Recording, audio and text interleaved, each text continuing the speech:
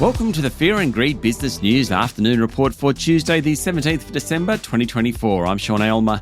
Every afternoon, we've got the 5 stories that happened today that you need to know about. Story number 1, the S&P ASX 200 finished up 0.8% today to 8,314 points. Plenty of winning sectors. Real estate investment trusts did well, so too healthcare stocks, industrials and technology groups.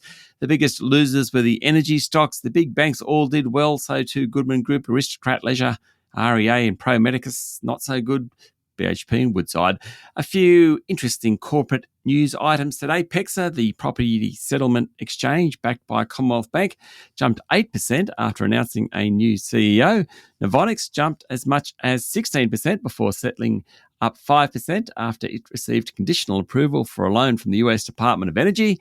IT services and solutions provider Data Number 3 fell 10% after changes to its partnership with Microsoft in Australia, and the Australian Energy Regulator is likely to reject APA Group's bid to have its recently acquired Basslink electricity cable converted into a regulated asset.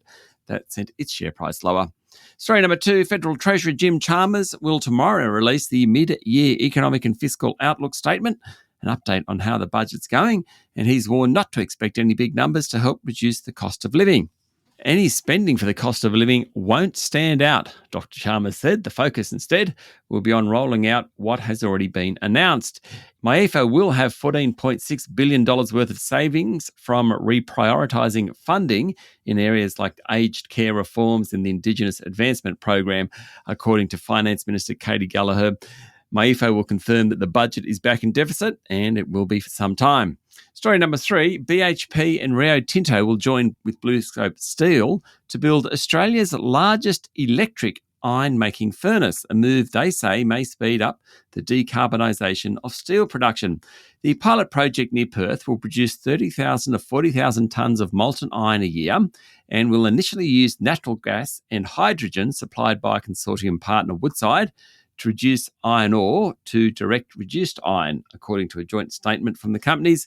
Once operational, the project aims to use hydrogen to generate the power, according to Bloomberg. The technology could reduce emissions by up to 80% if renewables and green hydrogen are used. The project may help show iron ore sourced from the Pilbara region of Australia can be smelted using an electric furnace rather than traditional blast furnaces, which are powered by coal. More than 70% of steel is currently produced using coal. Story number 4, Optus sold mobile phone plans to vulnerable Australians, including a deaf and mute homeless man and an elderly man with Alzheimer's disease who later collapsed in one of its stores, according to the consumer watchdog. That's its allegations. It also created fraudulent contracts with First Nations people, according to the allegations. The Australian Competition and Consumer Commission is suing Optus for unconscionable conduct, saying it not only sold products to people it knew couldn't afford them, but sold their unpaid bills to debt collection agencies, according to a story in The Australian.